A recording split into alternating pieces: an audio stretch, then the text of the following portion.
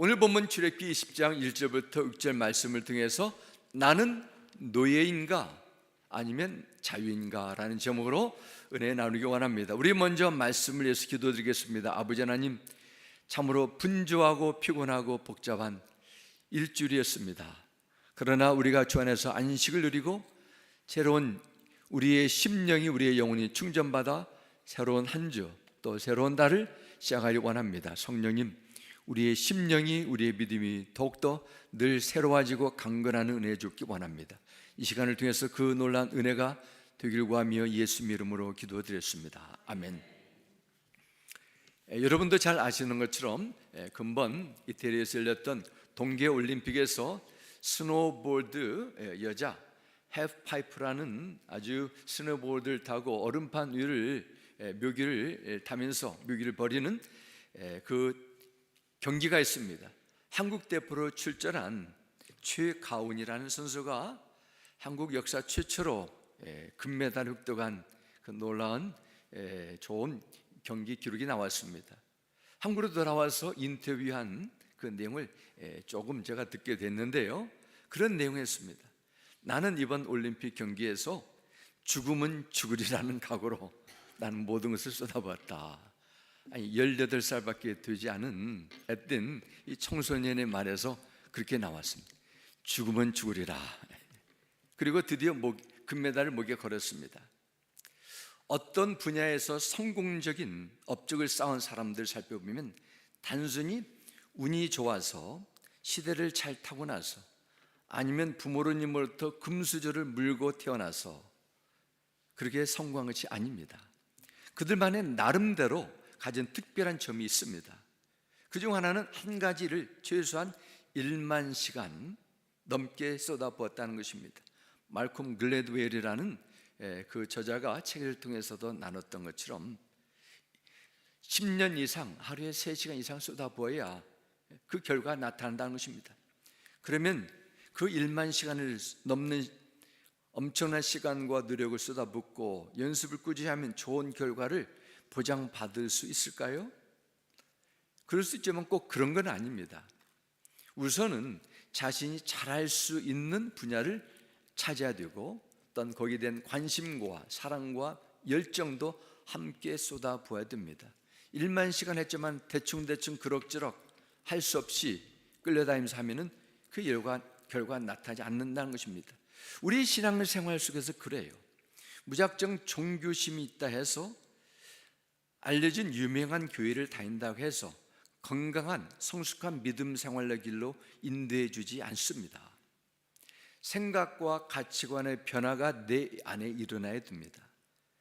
내가 전혀 고민하지 않고 자동적으로 떠오른 그 생각이나 습관, 느낌에 따라 살았지만 성경에서 제시한 믿음 생활의 원칙을 나에게 적용하고 따라가는 것, 이 중요한 것입니다. 그래서 어떤 사건에서 내가 기대한 대로 해결되는 것이 이게 중요한 것이 아니에요. 하나님의 의도, 이 가운데서도 하나님께서 계획하신 작정을 알게 되면 내 생각을 과감하게 내려놓고 주의 뜻에 따라가는 그 과정이 이루어져야 된다는 것입니다. 십계명은 이에 대한 대답이 됩니다. 십계명은 하나님께서 한 나라를 세워나가시면서 가장 먼저 정하신 법이 됩니다. 십계명은 우리가 잘 알고 있는 출애굽기 20장과 신명기 5장에 두 곳에 걸쳐 나옵니다. 출애굽기 20장은 이스라엘 백성들이 애굽 땅 나온 지 1년 만에 하나님께서 모세를 통해 광야 생활하는 이스라엘 백성에게 시내산에서 십계명을 주셨습니다. 그리고 신명기 5장 말씀 보면 모세가 40년 동안 이스라엘 민족과 광야 생활을 마감하는 자리에서 가나안 땅, 약속의 땅을 바라보면서 이스라엘 백성들에게 다시 한번 십계명을 선포하는 내용입니다. 하나님께서 노예 생활하던 히브리 민족을 한 나라로 세우시면서 내 백성을 나일강 동쪽으로부터 유당 서쪽에서 사는 사람들이라 이렇게 말씀하지 않았습니다. 십계명을 통해서 하나님 나라의 백성임을 다시 한번 일깨워 주시면서 어떻게 살아야 되는가, 삶의 원칙을 알려줬다는 것입니다. 그래서 하나님과 택함받은 그 백성이 동행하기 위한 가장 기본적인 약속을 맺은 것입니다. 아직 그들은 가나안 땅에 들어가지 않았습니다. 그들은 지금 갈팡질팡하면서 광야 생활 떠들이처럼 한 민족의 집시처럼 보일 수 있습니다. 광야에 살 수가 있고 가나안 땅에 살 수가 있고 다른 애포로도 살 수 있습니다. 그러나 어느 곳에 살든지 이 말씀을 통해서 하나님 나라의 백성으로서 신앙인으로서 반드시 지켜야 할 영적 원칙을 제시해주고 있습니다. 단순히 율법이 아니라는 것입니다. 그러므로 하나님께서 예수 그리스도 안에서 택함받은 모든 인간의 삶 살게 주신 영원한 표준이요 원칙이라고 믿습니다. 십계명을 그러므로 잘 알게 되면 내가 하나님 앞에 너무도 혼탁하고 어지러운 이 세상에서 어떻게 살아야 되고 하나님은 나에게 무엇을 요구하시는가를 배우게 됩니다. 이 신앙의 기초 위에 여러분의 인생, 여러분의 모든 삶을 경영해 나갈 때 어둡고 혼란한 이 세상의 풍조에 끌려가지 않게 될 것입니다. 오늘 말씀을 통해서 하나님께서 여러분과 저를 향한 간절한 소원을 발견하시고 그분 앞에 지려붙고 성공적인 믿음 생활로 이어지기를 주 이름으로 축원합니다. 첫 번째는 우리가 본문을 통해서 알 수 있는 것은 하나님은 어떤 분인가입니다. 오늘 보면 1절 다시 보겠습니다. 하나님이 이 모든 말씀으로 말씀하여 이르시되 이렇게 기록합니다.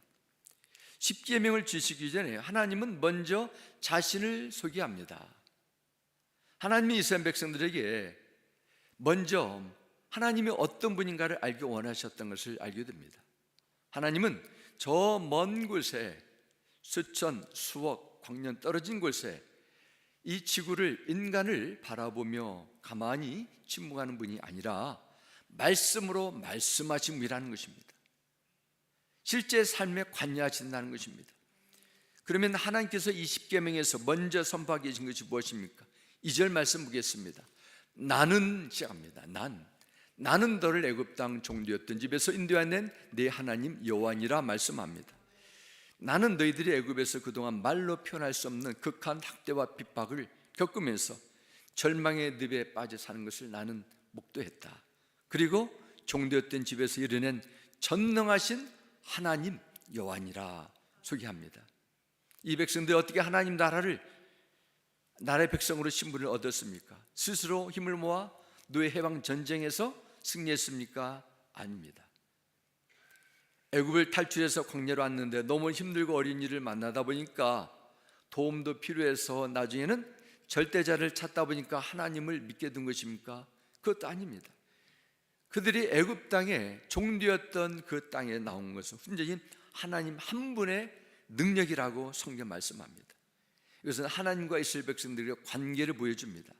야곱의 12아들의 식구들이 겨우 70명이 불과했는데 기근을 피해서 애굽에 내려가서 400년 만에 엄청난 한 대민족이 된 것은 하나님이 하셨습니다.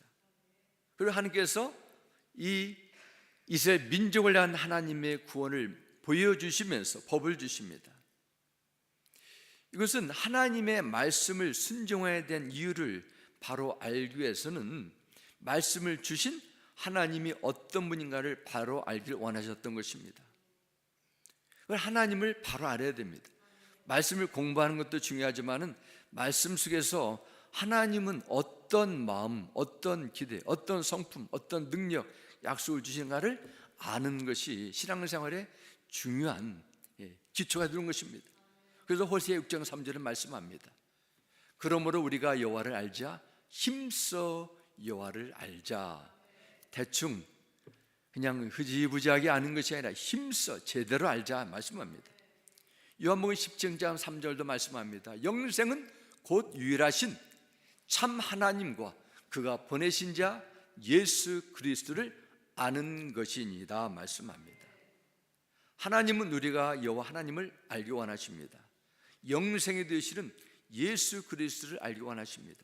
대충 알게 되는 것이 아니라 분명하게 힘써 확실히 알기 원하셔서 이 세상의 거짓된 사상과 가르침에 그냥 떠내려가지 않기를 원하십니다. 그러면 영이신 하나님을 알 수도 없고 확인할 수 없는데 어떻게 하나님을 알 수 있어요? 하나님을 알 수 있는 유일한 방법은 성경에서 감동으로 기록한 말씀을 통해서 알 수 있습니다. 먼저 성경 보면 하나님은 우리의 가장 중요한 것을 예비해 주신 분으로 알 수 있습니다. 아담과 하와가 선악과를 따먹는 불순종에 지른 후에 그들의 눈이 밝아졌습니다. 자신의 부끄러움을 보게 되고 나뭇잎으로 자신들의 수치를 덮었습니다. 하나님께서는 죄를 지은 아담과 하와를 바로 심판하지 않으시고 오히려 그들의 부끄러움을 가려주기 위해서 가죽옷을 예비해 만들어 입혀주셨습니다. 믿음의 조상 아브라함이 백세의 아들 이삭을 낳았어요. 아브라함의 아들이 너무 아끼고 사랑하니까 하나님은 독자 이삭을 모리아산 데려가 제물로 드리라는 엄청난 명령을 주십니다. 아브라함은 살 길을 걸어 모리아산에 와서 제단을 만들고 독자 유아들 이삭을 제물로 드리려고 잡으려고 칼을 들어 내리시려 할 때 하늘에서 음성이 들려왔습니다. 아브라함아 내 사랑하는 독자 이삭에 손을 대지 말라. 내가 내 유아들을 아끼지 않고 내 명령에 순종해서 제물로 드린 것을 보니 네가 나를 진정 사랑하는 것을 내가 알겠다. 바로 이때 아브라함 등 뒤에서 넝쿨이 있는데 넝쿨에 사냥의 뿔이 걸려 있는 것을 발견하게 됩니다. 아브라함은 그 사냥을 잡아 제물로 드리게 됩니다. 그리고 그 산 제단 이름을 여호와 이레라고 말합니다. 하나님은 아브라함이 이삭을 대신해 제물을 미리 예비해 두신 하나님이라는 것입니다. 신명기 21장 8절 말씀 보면 여호와 그가 내 앞서 가시며 너와 함께 하사 말씀합니다. 단순히 함께 하시는 하나님일 뿐만 아니라 먼저 앞서가서 우리의 길을 예비하시는 하나님이라는 것입니다. 요나서 4장 6절 전반절에 보면 하나님 여호와께서 박넝쿨을 예비하사 요나를 가리게 하셨으니 이는 그의 머리를 위하여 그늘이 지게 하며 그의 괴로움을 면하게 하려 하심이었더라 말씀합니다. 천지 만물을 주신 하나님이 불순종에 빠진 요나가 바다에 던져졌을 때 큰 물고기를 예비해 주셨습니다. 그리고 또한 니느웨 성에 들어갈 때 박넝쿨을 예비해 두셔서 하루아침에 그 박넝쿨에 또한 예배해 주 그가 휴식을 취해서 헛되하시고 또 다시 깨우쳐 주시기 위해서 벌레를 예비해 두셔서 벌레가 와서 박넝쿨을 씹게 해줬습니다. 하나님은 예비해 주셨어요. 이사야 53장에 보면 예수님께서 오시기 700년 전에 이사야라는 선지자를 통해서 장차 하나님께서 보내주신 구원자 예수 그리스도께서 오셔서 우리의 죄악과 저주, 절망과 심판을 대신 짊어지실 어린 양이 십자가에 못 박힐 것을 예비해 주시고 미리 알려주셨어요. 놀라운 것은 그 하나님의 예비하심이 여기에 끝난 것이 아닙니다. 히브리 11장 16절은 말씀합니다. 그들이 이제는 더 나은 본향을 사모하니 곧 하늘에 있는 것이라. 이러므로 하나님의 그들의 하나님이라 일컬음 받으심을 부끄러워하지 아니하시고 그들을 위하여 한 성을 예비하셨느니라 말씀합니다. 우리는 이 세상의 모든 것을 다하고 끝나는 것이 아닙니다. 더 나은 본향 하늘나라를 가는 순례자들입니다. 순례자의 삶 속에서 때로는 거친 파도, 예상치 못한 끊임없는 도전과 실패가 찾아올 수 있어요. 안 믿는 사람들은 이런 일들을 만나고 미래를 생각하며 두려워하지만은 우리는 담대하게 살아갈 수 있는 근거는 살든지 죽든지 흥하든지 쇠하든지 모든 짐을 주께 맡겨버리고 주께서 모든 것을 다 예비해 두시기 때문입니다. 심지어 우리가 감당할 수 없는 시련은 절대로 허락하신 신실한 하나님이십니다. 하나님은 우리가 어떤 이 세상 겪는 일이라도 피할 길을 예비해 두시고 우리의 육신이 다하고 영혼의 때에 천국의 한 성을 예비해 놓고 계신다고 말씀하셨습니다. 하나님은 영원한 죽음, 저주, 심판 운명에 빠진 여러분의 영혼을 구원하실 뿐만 아니라 끝까지 책임져 주시고 여러분 인생 여정에 늘 동행하는 분임을 늘 믿고 감사하시길 바랍니다. 그러면 나는 누구인가를 보겠습니다. 나는 구원받은 하나님 나라의 백성입니다. 2절 말씀 보겠습니다. 나는 너를 애굽 땅 종되었던 집에서 인도하여낸 내 하나님 여호와니라 말씀합니다.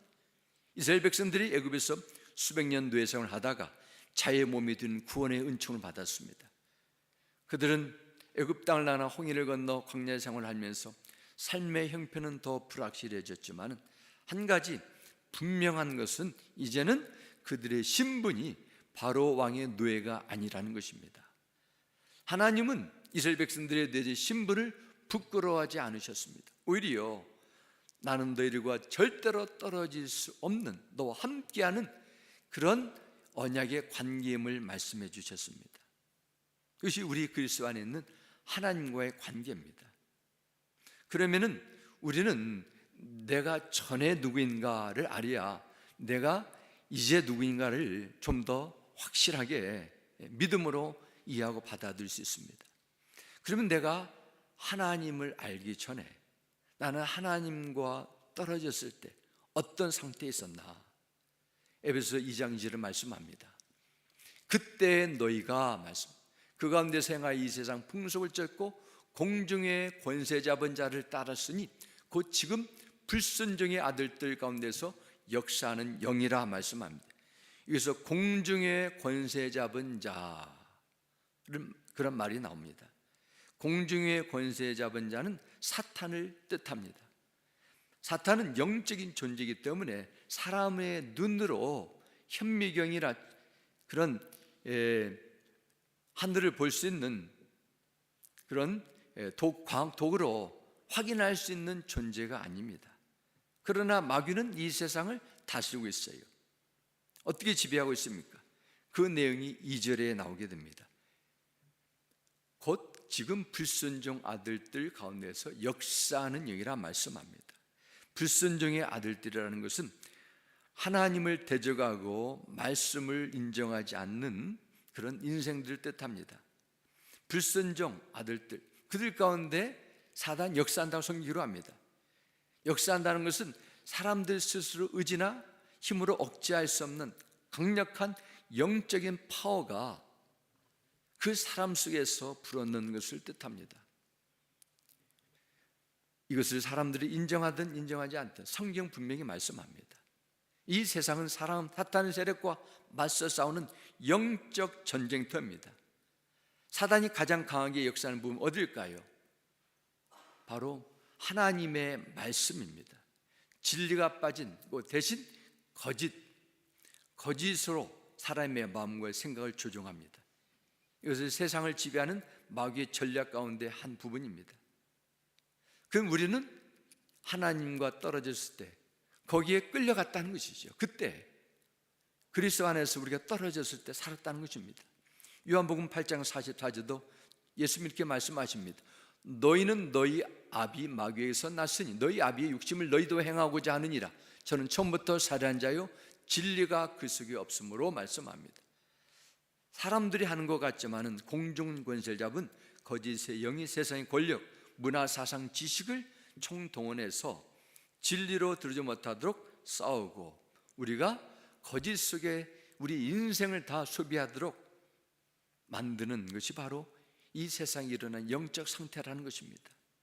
사단이 뱀으로 가장해서 아담과 하와가 하나님의 말씀을 의심하고 믿지 않도록 만들었습니다. 예수님께서도 첫 사역하실 때 광야에서 받은 시험도 말씀을 어기는 것이었습니다. 오늘날에도 사단의 전략은 거의 비슷합니다. 사람들이 하나님의 말씀을 의심하는 생각을 가져다주고 성경 말씀을 듣지 못하도록 귀와 눈을 막습니다. 이 사단에게 얽매인 사람들은 이 어둠 속에 사는 것을 당연한 것처럼 받아들이고 즐기게 됩니다. 살인적이고 파괴적인 세상의 모든 질서를 거기에 빠져들 수 있습니다. 그런데 사람들은 이것을 알지 못합니다. 피하려 하지도 않아요. 그리고 이것이 사단의 종로를 하는 것을 모르고 즐기고 있다는 것입니다. 이것은 교회 안에서도 일어날 수 있습니다. 마태복음 7장 15절 말씀 보면 주님께서 이렇게 말씀합니다. 거짓 선지자들을 삼가하라 말씀합니다. 선지자는 것은 하나님의 말씀을 대언하는 자들을 칭합니다. 오늘날에도 하나님의 말씀을 성경을 성경 말씀으로 전하지 않고 왜곡해서 자신의 생각에 가미해서 잘못 전하는 자들을 거짓 선지자나 다름없습니다. 과학적으로 증명되고 논리적으로 설명되지 않으면 진리가 될 수 없다고 말합니다. 말씀이 진리인가 아닌가는 사람의 선택과 해석, 판단에 달려 있다, 이렇게 주장합니다. 교회 안에서도 예수님의 십자가의 구원의 능력이 있다는 것을 말하기보다는 인간의 힘과 도덕, 선행을 강조합니다.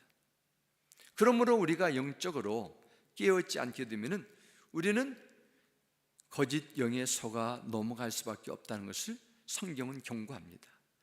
가짜가 많으면 많을수록 진짜를 더욱더 분명히 알아야 되는 것처럼 이 세상의 마지막 때 거짓이 성행할 때일수록 우리는 하나님의 말씀, 진리의 말씀에 좀 더 더욱더 우리가 충실할 줄 믿습니다. 또한 에베소 2장 3절은 말씀합니다. 전에 우리가 어떻게 살았습니까? 우리도 다 같이 그 가운데서 우리 육체의 욕심을 따라 지내며 육체의 마음에 원하는 것을 하여 다른 이들과 같이 본질상 누구의 자녀였습니까?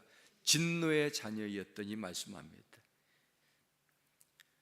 마음을 지배한 것은 진리가 아니라 우리의 죄성이었습니다. 우리의 본성이었습니다. 거기에 끌려가 살아갔어요. 육신은 그런 존재로 살았습니다. 욕심은 죄를 낳고 죄가 장성하면 사망을 낳는다 말씀합니다. 본질상 진노의 자녀라는 것은 하나님께서 모든 인간의 죄에 대한 심판을 피할 수 없게 됐다는 것을 의미합니다. 얼마나 절망적인 하나님의 선고입니까? 그런데 여기에 아무런 반응이 없습니다. 우리는 정말 이 세상의 겉에 내 본성의 습관에 이 세상에 끊임없이 나를 가만두지 않는 문화 속에서 살다가 이 세상을 마감할 수밖에 없었는데, 하나님은 우리를 보면서 진노의 자녀였다, 하나님의 심판이 기다리고 있다는 것입니다. 그런데 하나님께서 우리를 긍휼히 여겨 주셔서 새로운 삶의 길을 열어주셨습니다. 이 놀라운 하나님의 은혜 선물입니다. 그럼 어떻게 살아야 됩니까? 은혜 합당히 살아야 되죠. 그것이 바로 베드로후서 1장 3절 말씀합니다. 그리스도께서 신적 권능으로 우리에게 생명과 경건에 이르게 하는 모든 것을 주셨습니다 말씀합니다. 구원의 은혜를 입은 하나님의 백성들이 받은 것이 무엇입니까? 두 가지입니다. 우리에게 생명과 경건이라는 것입니다. 생명은 우리가 머리에 두신 예수님과 교통하는 것을 의미합니다. 우리의 몸과 우리의 머리가 그런 신경, 그 모든 연결하는 것이 단절되면 우리는 우리의 몸을 제대로 이룰 수 없습니다. 우리 영적 생명도 마찬가지입니다. 머리가 되신 주님과 늘 하나가 되어야 돼요. 생명력 있는 신앙생활의 비결이 있습니다. 그리고 경건에 이르게 하는 모든 것 주셨다 했습니다. 경건은 우리가 처음부터 깨끗한 존재로 태어났다는 것이 아닙니다.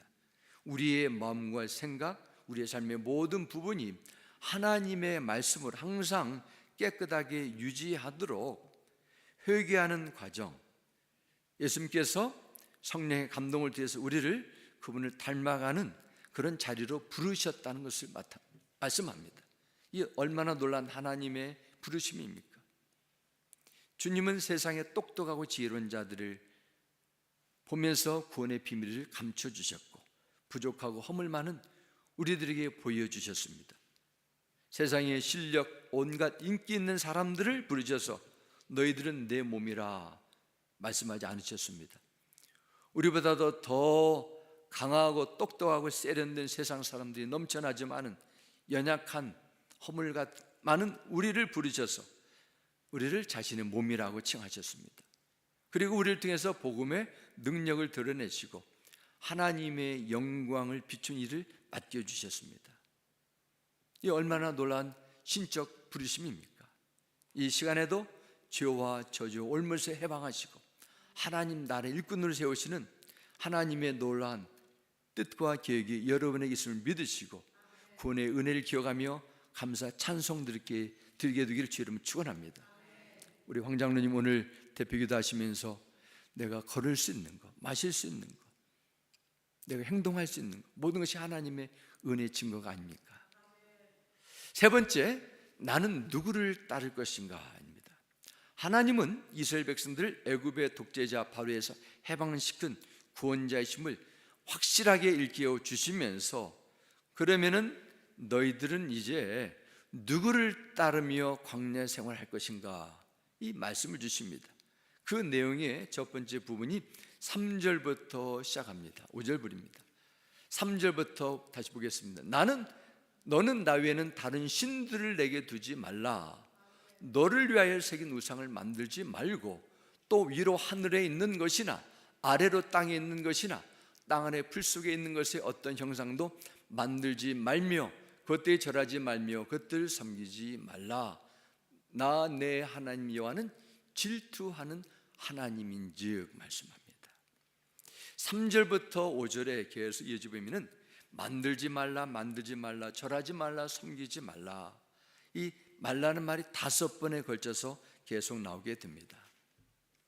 첫 계명을 쉽게 풀었으면 이렇습니다. 너희들은 이제 자유의 몸이다. 이제는 노예가 아니다. 그러면 가장 먼저 해야 할 것이 있는데, 다른 어떤 것이라도 하나님처럼 숭배하며 따라가지 말라는 것입니다. 1계명은 하지 말라 부정형으로 표현되어 있지만 그 안에 담겨진 뜻은 엄청난 긍정입니다. 하나님은 우리를 향한 뜨거운 관심을 가지고 있습니다. 다시 말씀드리면 하나님은 질투하는 하나님이라고 제가 말씀했는데, 이것은 나만 바라보라는 것입니다. 하나님의 뜨거운 사랑의 마음이 표현 있습니다. 눈에 보이는 상상할 수 있는 어떤 대상보다도 하나님을 최고의 관심과 열정으로 사랑하라, 그 말씀을 주시기 위해서 우리 인간이 깨달을 수 있는 가장 이해하기 쉬운 질투라는 단어를 통해서 우리에게 알려줬습니다. 왜 이렇게 말씀하실까요? 두 가지가 있습니다. 첫 번째는 가장 먼저 하나님께서 우리를 향한 사랑의 마음의 표현이기도 하지만 그만큼 이스라엘 민족이 자유의 몸이 되었지만 그들은 계속해서 그들이 살던 애굽 땅, 애굽의 생활 방식을 그리워하면서 그 삶의 노예처럼 살고자 하는 본성이 남아있기 때문에 그렇습니다. 하나님은 모든 현실적, 사회적, 정서적, 영적으로 애굽의 종들 이스라엘 백성들을 구원하시고 하나님 나라의 백성이라는 새로운 신분을 주시고 미래에 대한 약속도 주셨습니다. 그런데 그들의 정신은 계속 노예에 살던 애굽 생활과 거의 다른 점이 없습니다. 신분은 자유인이었는데 그들의 생각은 노예처럼 하는 것입니다. 하나님은 그것을 보셨어요. 그리고 이제는 너희들이 자유인이라면 자유인처럼 행동하라는 것입니다. 한국 속담에 고기도 먹어본 사람이 많이 먹는다 말이 있습니다. 떡도 먹어본 사람이 먹는다라는 말이 있습니다. 무슨 일이든지 하던 사람의 경험과 노하우가 쌓여 더 익숙하고 능숙하게 잘한다, 이 뜻입니다. 자유도 그렇습니다. 누려본 사람이 제대로 누립니다. 우리나라도 36년 동안 일제 식민지로 지난 과거에 비극적인 역사가 지난 100년 전에 있었습니다. 이제 2026년이니까 거의 81년이 지난 긴 세월이 지났지만 아직도 지우지 못한 일제의 잔재가 남아있다, 그런 말을 하는 학자들도 있습니다. 30몇 년의 식민지 생활했는데 그 풍조가 남을 수 있다는 것이죠. 그런데 400년 이상 애굽의 노예로 살았던 이스라엘 민족은 어땠을까요? 하나님께서 이스라엘 백성에게 완전한 자유를 주시기 위해서 애굽에 부르셨습니다. 그들은 애굽을 떠나지 않으니까 10가지 재앙을 주시고 바로의 군대를 추격함을 통해서 억지로 건너가게 하셨어요. 그런데 그들은 하나님의 기적적인 구원으로 홍해를 건너 약속의 땅에 가는데 그들의 언어 생활, 풍습, 사소한 습관까지도 노예 근성에서 벗어나지 못하고 있는 것입니다. 이것은 하나님 외에 다른 것을 통해서 인생의 행복과 가치와 의미를 찾으려는 타락한 인간의 본성을 보여주기도 합니다. 첫 번째 계명은 이렇습니다. 너희는 이제부터는 자유이기 때문에, 자유를 받았기 때문에 이제는 그런 신분에 걸맞는 삶에 살도록 해야 되는데, 무엇보다도 나만 섬기라는 것입니다. 나만. 이것은 신앙생활의 중요한 점을 제시합니다. 신앙생활의 성공과 실패를 구분하는 갈림길이 있습니다. 우리는 애굽에서 나와 홍해를 건너 구원의 은혜를 경험했지만은 광야 생활에서 망한 사람들과는 구분이 되어야 된다는 것입니다. 우리 모두에게는 구원의 은총을 주셨습니다. 자유의지를 주셨어요. 은사를 주셨습니다. 그러나 인간이 가지고 있는 자유의지는 우리의 욕심과 과거의 습관을 마음대로 분출하는 것이 아니라는 것입니다. 이것은 분명히 악하고 나쁜 것이 알면서도 억제하지 못하고 결국에는 거기에 그것을 선택하는 것은 진정한 자유가 아니라 방종이라 볼 수 있습니다. 자유는 어떤 상황 속에서도 내가 본능에 따라 생각하고 말하고 행동하는 거기에서 자유함 받는 것입니다. 어떤 상황 속에서도 좋은 것을 내가 선택할 수 있는, 하나님께서 기뻐하는 것을 선택할 수 있는 것을 참된 자유라는 것입니다. 모든 선택은 하나님을 기쁘시게 하기 위해서 주어진 은혜의 산물입니다. 그러므로 무엇을 선택하느냐에 따라서 내가 진정 자유가 됐나, 아니면 육의 죄의 노예로 살고 있나, 이것을 보여주는 증표가 될 수 있습니다. 그럼 우리는 어떻게 살아야 됩니까? 내가 받은 자유를 하나님을 위해서 의의 병기로 쓰임받아야 된다는 것입니다. 그래서 갈라디아서 5장 13절은 말씀합니다. 형제 자매 여러분, 하나님께서는 여러분을 불러서 자유를 누리게 하셨습니다. 그러나 그 자유를 육체의 욕망을 채우는 구실로 삼지 말고 사랑으로 서로 섬기십시오 말씀합니다. 우리에게 자유를 주시고 은혜를 주시고 시간이라는 하나님의 선물을 주셨습니다. 이것을 사용해서 하나님의 기쁨을 위해서, 또한 사랑의 도구로 쓰임받으라 말씀합니다. 그러므로 우리는 하나님께 구해야 됩니다. 나에게 주신 은사가 있습니다. 기회가 있습니다. 재능이 있습니다. 말씀의 지식이 있습니다. 이것을 하나님 앞에 쓸 수 있는 바른 의지를 나에게 주옵소서 기도해야 됩니다. 출애굽한 이스라엘 백성들이 시내 산 밑에서 장막을 치고 먹을 것을 요구했을 때 그들에게 하나님을 더욱더 찾는 마음을 요구했습니다. 하나님께서는 그들의 마음을 하나님께로 돌이켜 보냈는데 이스라엘 백성들은 그들의 마음이 먹는 거에만 관심을 두었다는 것입니다. 오늘날의 하나님의 백성들 새롭고 신령한 은사를 구합니다. 그러나 또한 또 다른 구해야 될 은사 가운데 하나는 내 마음과 내 영이 더욱더 예전보다, 지난해보다, 지난달보다 더욱더 하나님을 갈망하고자 하는 이런 새로운 마음을 주옵소서, 이런 기도가 우리에게도 나타날 줄 믿습니다. 하나님은 노예처럼 억지로 강제로 따르는 순종을 원치 않습니다. 잠시 다 살아갈 이 세상의 것이 아니라, 육신의 것이 아니라 영원히 변치 않는 하나님의 영광을 위한 삶, 인생의 목적을 둘 때 진정한 자유를 살 것이라는 하나님의 약속이 있습니다. 그런 자에게는 하나님께서 존귀케 한다고 말씀하셨어요. 먼저 그의 나라와 그의 의를 구할 때 다른 모든 것도 채워주신다고 하나님은 말씀을 통해서 우리에게 깨우쳐 주셨습니다. 그러므로 우리는 이 세상에 내가 가진 자유대로 맘대로 사는 존재가 아니라는 것입니다. 하나님의 기대가 소원이 있다는 것을 우리는 발견하셔야 됩니다. 물건 하나를 만드는 사람에게도 분명한 의도와 목적이 있습니다. 책상, 의자, 시계, 컴퓨터, 모든 물건마다 나름대로 기대가 있습니다. 하물며 사람이겠습니까? 나를 통해서 하나님의 은혜, 사랑의 도가 되는 것입니다. 우리는 은혜 지기의 풍성함을 나타내기 위해서 부름받았습니다. 그래서 우리는 나의 삶의 변화된 모습을 통해서 우리가 받은 하나님의 복을 통해서 우리의 남겨진 인생을 통해서 예수 그리스도의 향기와 은혜가 나타나야 된다는 것입니다. 이것이 우리에게 주신 하나님의 특권이자 책임입니다. 왜 많은 사람들이 엄청난 기도의 은혜를 받고 복을 받고 자랑할 만한 간증것도 많이 있는데 영적으로 지속적으로 성장하지 못하고 온전한 변화의 그 은혜에 참여하지 못한 이유가 무엇일까요?